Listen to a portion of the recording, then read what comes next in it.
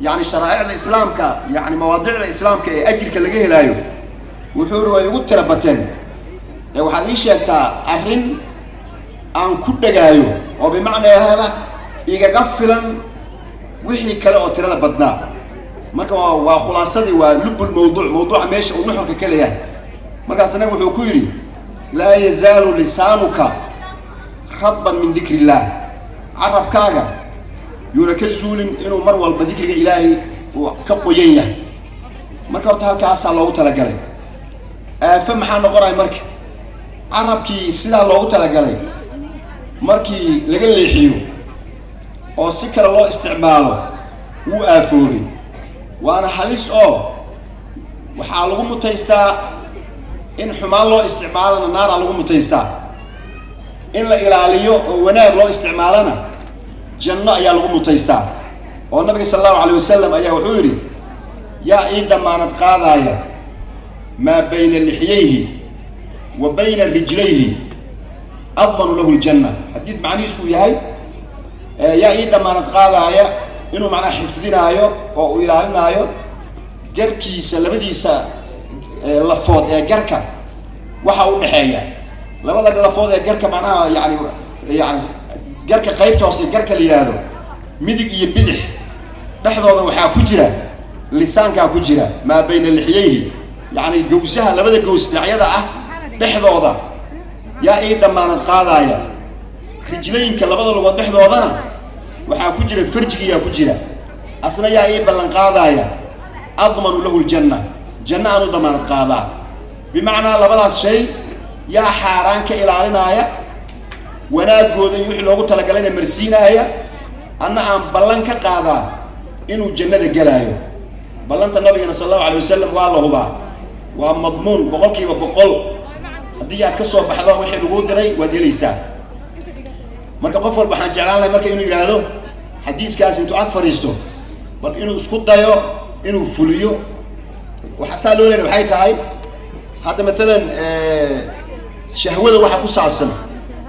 dadku jacaylkeeda waa wax lagu abuuray oo ziina linaasi hubbu shahawaati min an-nisaa wa talayiri qofkii marka inuu xumaan aado qof فكذي أو تربية كحماتي وكبيرة وين ودتك أنت بدو يوجيهن إن مع السياق يا مزينو بين واحد أيين إنه مركز إلى عليه حبنتي ساس يعني أنت بدو ضدك ويكون دلالة والذين من الفروج محافظون لكن ما شفكتي إلا قبل لا إياه واللسانك وعرك معايا المروة البأسجة خطرتي سواء تاجنتها مركز كاس شهوة أو كسافسن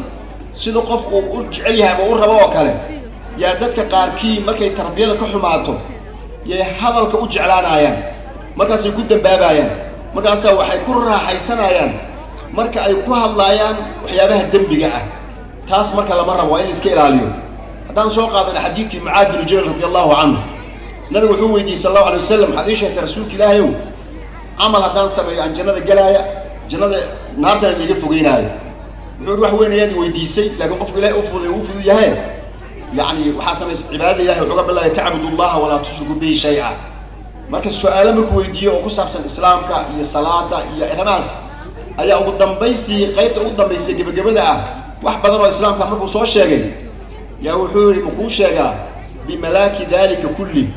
وحاس عن صور شيء أو خير أو إلهي أو العابده. يا صلاة أو التوكدو. يا جهاد كي أعماشي خير كلا شقيه. كل يوم أردن واحد سكوف فوق سنة يا مكون شيئا مركز سورها أي شيء مركز نوع عرب كيس توقبتي يا وحوري كف عليك هذا وركن إسكائلالي كان جوجي مركز سبعاد رسولك لا يوم وإنا لمؤاخذون بما نتكلم به وحنكوها الله نعم أنكوها رمينه ميان الله قبنايا يعني ضد إن بدل وكمت warkooda ama sheekada ay sheekeynayaan inay ku xisaaban tahay oo buug furan uu jiro oo warka qofka ka soo baxa la fiirinayo waxa uu yahay oo hadduu wanaag yahayna wanaag loo qoraayo hadduu xumaan yahayna xumaan loo qoraayo ma u maleeyaan qofkii wanaagsan oo tarbiyaysan uu garanayaa laakiin qofka aan tarbiyaysnayn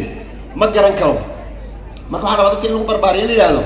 bal xadiidka inta aad u haysataan warka lagu hadlayo waxa laga yiri fiiriya markaas nabi sallallahu alayhi wasallam wuxuu yiri thakilatka ummuka ya mu'aad hooyada ku weysi macaadow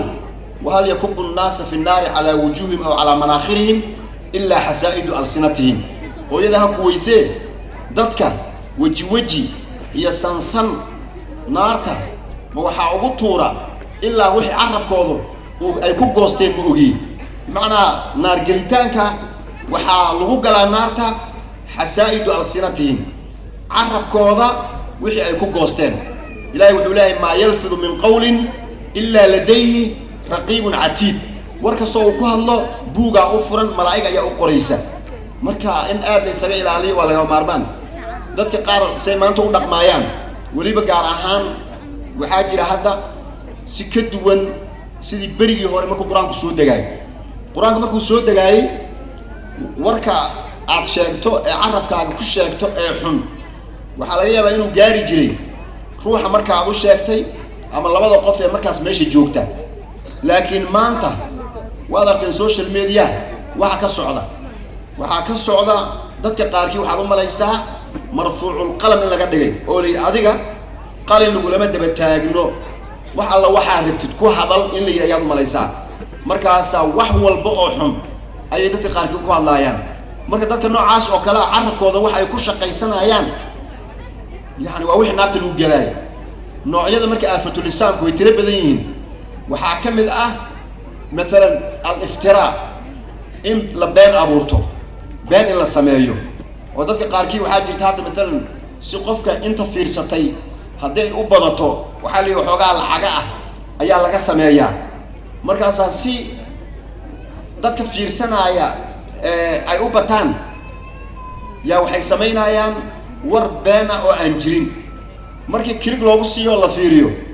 warkii la sheegay meesh ma ku jira waxaan muxuu ahaa in lagu soo galay leen rabi isgalay marka in lagu soo galay daarati xaga kale dambiga aad kasbatay inta ruux ee fiirsatay soo dadka hadda ko yaani intaas ay fiirsatay intaas like ii saartay intaas Soomaali hadal xun hadaad soo galiso oo intaas ay ku saaraan intaas oo dhan dambiga uu gaaray adna buugaaga dambiga uu ku qorayaa marka qofkaas oo is ogeyn ayaa wuxuu buuxsanayaa dambigiisa ayuu buuxsanayaa marka in la iska ilaaliyo oo la ogaado عربك وحي لو قوستو ان نارته لو غلايو يعني نوعيده aafatul lisaanku waxa kamida iftiraasa kamida oo qof mu'min ka suurtoobayn oo ilaahay uu yiri inma yaftari al-kadhib alladina la yu'minuna billah waxa kamida al-kadhib beenta kamida lan arabkan baa lagu sheegaya beenta kamida waxa kamida isku dirka dadka in isku diro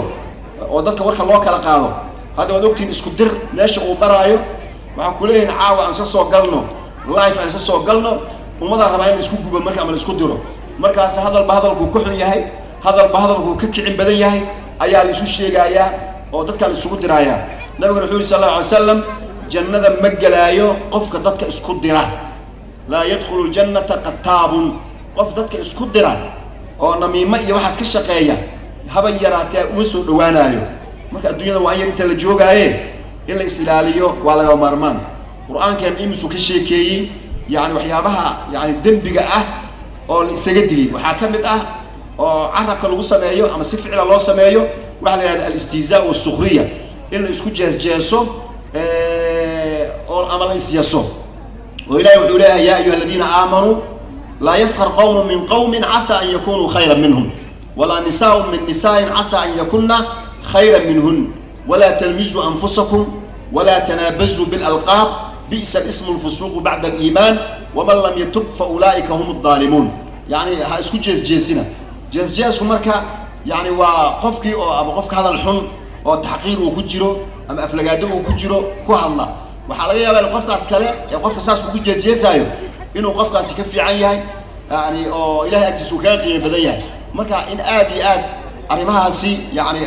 أنو إلى علينا آدي يلغى المرمان ويهين أفويك مركا أوليها waxa kamid ah yani dadka dhaxdooda ayaa wuxuu ka sameeyaa lisaanku fasaad ayuu ka sameeyaa sida ilaynagu ogaana oo diinteenu ayna faraysana ilaahay subhanahu wa ta'ala wuxuu leeyahay wa qul ibadi yaqulu allati hi ahsanu inna ash-shaytana yanzaghu baynahum adoomahay waxaad ku tiraahdaa hadalku ka fiican yahay isdheen آية الله وحكولها وقولوا للناس حسنا ضدك ورك ونكسن ضها حديث النبي صلى الله عليه وسلم وحكولها والكلمة الطيبة صدق كلمة ونكسن أجل لجه الآية مركا لبضع أساس جرب سعودة إن قفك ونوضقف حماتك الشقية وعرب كيسة عن كنترولين ووجه الرب إسكتها آية يوقف كنترولا ضدك حماتها يعني إسكائل علمين يعني عرب كوذا مركا دم وحنقنا آية وحلقب سنة آية هذا الكحن مركا أساسه حتى إسكت آية يسأل عليه هذا الحن آية مركا والمحاسة أو ترينا وحولاية هاي وإقفك هذا وركاس ورعن كنت لقالي مو سنهين marka saa yani kaaga fakan kara culimadeenu markay ka hadlayaan yani hadalka lagu hadlaayo sida loogu baahan yahay in loo control waxay dhahay wuxuu la mid yahay sida maalka adiga aad haysato oo kale hadaad suuqa soo aado oo lacag aad wadatid lacagtaasi sida ay kaaga baxayso ama ay ku dhaafayso si oo aadan u kasaynin ma ah wax ku anfacaya ayaad ku gadanaysaa waliba shayga aad gadanayso markii lagu yiraahdo mesela intaas ayuu joogaa waxaad isku dayaysaa inaad wax ka dhinto oo intii in ka yar aad ku iibsato si lacagtaada intii aad haysan karto ama aad baaqi yeelan karto aad u baaqi yeelato marka ugu dambaysa meeshii lagu dhaafi waayo yaa adiga oo jeclaan la waliba intaas inay ka sii yaraato ayaad bixinaysaa hadalkuna waa saas oo kale leh waxa intaadan hadin ka hor ayaa waxaad fiirinaysaa hadalkan aad dhihi doonto wax ma ku goynaya horta oo ilaahay agtiisa wax ma kaaga goynaya yani ajir ma lagaaga qoraya hadaad ku hadasho marka dad fiiso tirada ajir waa liiga qorayaa oo war fiican aad soo wadid ku dhawaaq oo dheh oo waxa tirada dadku walaalaha noqdeen hal leeshiyo qaraabada la xiriiriyo hadalka marka tiraadid oo ku dhawaaqday waxa buu ku goynaa ajir lagaaga qorayaa dhanka kale hadaad ku hadasho hadaad ogtahay inuu dambi ka soo gaarayo oo mesela qof aad rabtaa inaad wax ka sheegto ama aad caydo oo shaytaan uu ku waswaasiyo hebel wax ka sheego ku yiri waa inay maskaxdaada ku sheegtaa hadaad hadalkaas ku dhawaaqid miisaankaaga xagga dambiga ayuu galayaa saas daraadeed lacagtaadiiba oo haday aad ka khasaartay aad soo gudi kartay wax aan ku anfacayn maadan ku gadanaynin warkaagana wax aan wax ku taraynin ha ku gadanin oo hadhin oo ka joog wuxuu la mid yahay wax aad rabin oo gadanaysid marka xoolaha wax aad rabin kuma aadan gadanaynin warka waxaan wax ku taraynin hadhin hadii uu imaado mid u dhaxaysa tirab mutaraddid ah hadaad tiraadana wax weyn oo ajir kama muuqdo hadaad tiraado dambi kama muuqdo waa war iska caadi ah warkaas xageebaan u ridnaa waxaan u ridaynaa leeyahay iska dhaaf haduuna waxba kugu fadhinin iska dhaaf waa intaas oo kula sii galo wax aan fiicnayn saas daraadeed waxyaabaha aafatul lisaanka waxaa ka mid ah wax qofka aan waxba u taraynin inuu dhex galo oo xadiidku waa tii ahaa min xusni islaamil mar'i tarku ma la yacni wax ma la yacni inuu isaga tagaya u fiican oo uusan dhex gelin waxyaabaha aafatul lisaanka uu keen waxaa ka mid ah wax la yiraahdo al-khawd fi al-batil batilka ila dhexda baasho waana midka maanta inuu ugu daran al-khawd fi al-batil Soomaalida waxay u bixiyeen fadhi ku dir ay u bixiyeen waxayna kaale halkaas aan ku soo fadhi ku dirreynaa ama fadhi ku dirkan ka qayb galeynaa maxaa laga sheekaynayaa quraan lama akhrinayo wax kale lama sheegaayo waxa la yiraahdaa bas qiila wa qaala maxaa la sheegay maxaa la yiri say noqotay taas oo kale waxa al-khawd fi al-batil wax baatil ah oo dambi ah in la dhexda baasho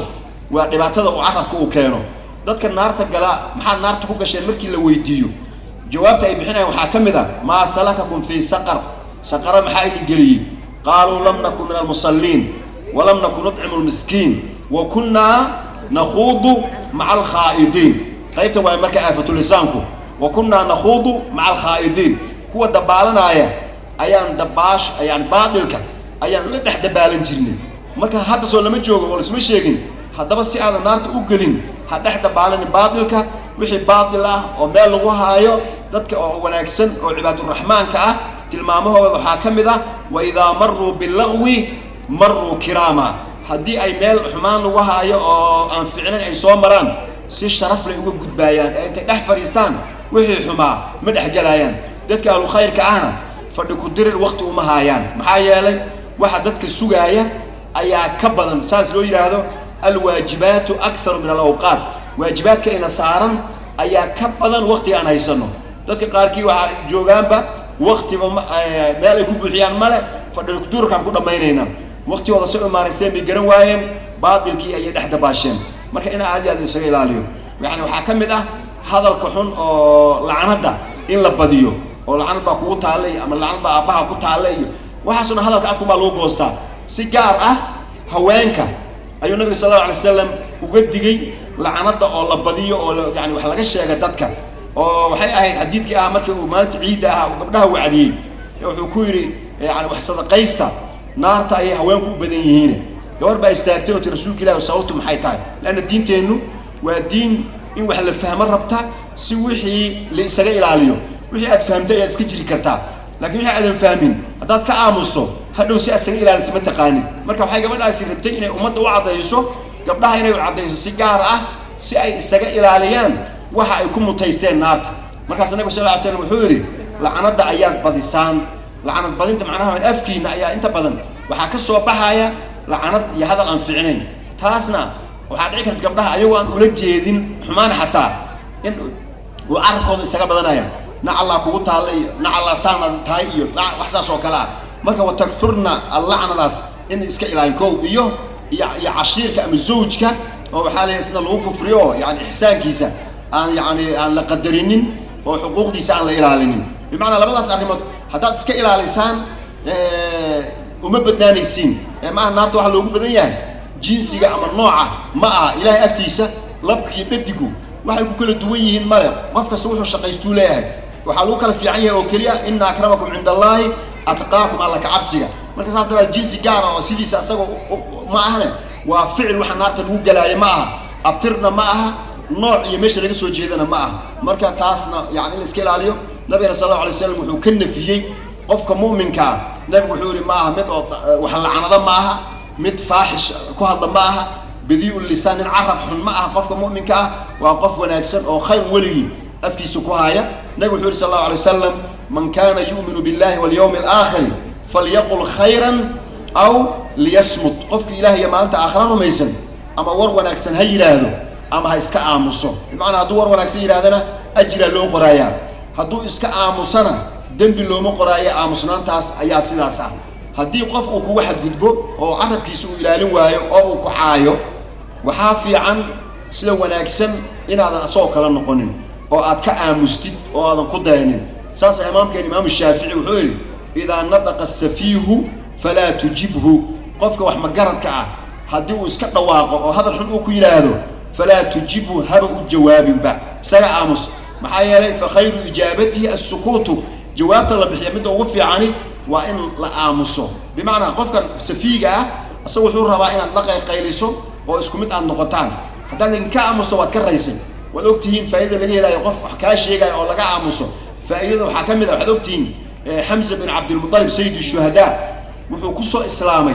abu jahl ayaa nabiga sallallahu alayhi wasallam u imaaday isagoo meel iska fadhiya markaasuu cay ka buuxiyey suu caynay nabigana sallallahu alayhi wasallam lam yarud muuna u jawaabin wuu caytamay wuu waday nabiga sallallahu alayhi wasallam wuu isaga aamusay inagana nabigaan ku dayanaynaa qofka safiiga ah hadduu caytamo waxba shib isaga dheh markuu ka aamusay oo waday iyo abu jahl iska tegey gabar meesha joogtay xamso oo markaas imaaday iyay u sheegtay waxay tiri arrintaas maanta meesha ka dhacday intuu xanaaqay ayuu ka daba tegay abu jahl bimacnaa waxaa aad u saameeyey ruuxa wax laga sheegaayo oo haddana iska aamusan oo aan waxba dhahaynin marka madluumka in la garab istaago waa muru'a waa raganimo waa dadnimo intuu u tegay oo qaanso watay madaxa ku dhuftay abu jahl yaa wuxuu ku yiri atasubbuhu wa ana ala diini ma waxaad caynaysaa anagoo diintiisa ku jira marka hore kumuna jirin laakiin mowqifkan ayaa ka keenay inuu diinta uu soo galo marka yani qofku markuu qof wanaagsan yahay oo uusan u jawaabaynin qofka xumaatada samaynaya si asoo kale aan loo noqonin mira waxaa ka dhasha tarbiya wanaagsan ah oo xataa qofkii xumaatada waday ayaa marka dambe isku xishoonaya laakiin haddaad la qaado yani isku mid aad noqonaysiin asagoo ku caynaya adna waad caynaysaa asna wuu kusoo caynaya adna waa ka dabageynaysaa dad isku mid aad noqonaysaan marka waxaan rabaa dadka sufahada ah ama wax magaradka ah inaan waxbaba lagu darsaninba hadday caytamaan iyo hadday wax sheegaan say doon ayagaa yeelan ayagaa dambaabaya ayagaa loo qoraaya qofkan oo yani wax laga sheegaayana xasanaadka qofkaas hadduuba xasanaad leeyahay asagaa loo soo wareejin doonaa hadduusan xasanaad lahaynna dembiga qofkan la caayay ama wax laga sheegay ee aamusay yaa intii laga qaado dembigiisa yaa kii caayay ama wax ka sheegay ayaa korka laga saaraya waana xadiiska aad ku aragteen xadiiskii adhaa tadruuna man al-muflis qofka wax la'aanta ama taqaanaan markaas ay waxaan u naqaanaa qof aan waxba haysan adduun shilin haysan alaabna haysan waxba haysan markaasuna wuxuu leeyahay meesaas meehe waa qof salaad iyo soon iyo sadaqo la imaanaya laakiin wuxuu imaanayaa asoo qofna qadfay qof garaacay qof dhiigiisa daadiyay qof dilay markaas qof walba uu wax ka sameeyay xasanaadkiisii ayaa loo goynayaa haddii xasanaadkiisu ay dhamaadaan asagoo aan wixii macna wali wax sii dhimayn waa la soo qaadayaa korka laga saarayaa marka yani dad waxa jira marka yani dadka lagu shaqeynaayo salaada aad tukanayso soonka aad soomaysid waxa soo dhan hadaad carabkaaga ilaashan weydid yani waa lagu qoray laakiin dhinaca kale ma ka sii baabiisay waxaan ku soo gaweeyay nabiga sallallahu alayhi wasallam ayaa waxa loo sheegay haweeney cibaado badan oo aad u cibaadaysata laakiin dariskeeda ayay carabkeeda ku dhibtaa laakiin xagga cibaadada way ku fiican tahay oo way tukataa salaadeeda iyo soonkeeda way fiican tahay laakiin mushkiladeedu carabkeeda ayay dariska ku dhibtaa nabigu wuxuu yiri la khayra fiha fahiya fi an-nar khayr mala naartay gelaysaa away salaadii marka away soonkii waa laga wareegayaa dad kale u shaqeynaysaa marka aan isleenahay dhamaanteen carabkeen aan xifdisano hadal wanaagsan aan ku hadalno waxaan waardiye ka nahay xasanaadka aan shaqaysanayno adduunka inta aan joogno cibaadada Allah aan caabudayno waxaan rabnaa inaga inaan qaadano oo munaafacaadsanno mar rabno in dad kale aan u shaqeyno oo wixii aan shaqaysanay dad kale ay qaataan hadhowna meel cidla aan ku soo dhacno ilaahay subhanahu wa ta'ala waxaan ka baryaynaa istiqaamo guud ahaan inuu siiyo istiqaamatu lisaan ilaahay inuu siiyo dadka wax magaradka ay sufaadana ilaahay inuu akhlaaq u hagaajiyo oo ay iska daayaan hadalka xun ay ku hadlayaan dadka hadalka wanaagsan hayana ilaahay inuu u fudeeyo inay ummadda gaaraan oo dhammaan ummadda oo dhan khayrka ay ka wada shaqayso waa maasantiin intaas ayaan dhahayaa wa sallallahu ala nabiyina muhammadin wa ala alihi wa sahbihi ajma'in assalamu alaykum wa rahmatullahi wa barakatuh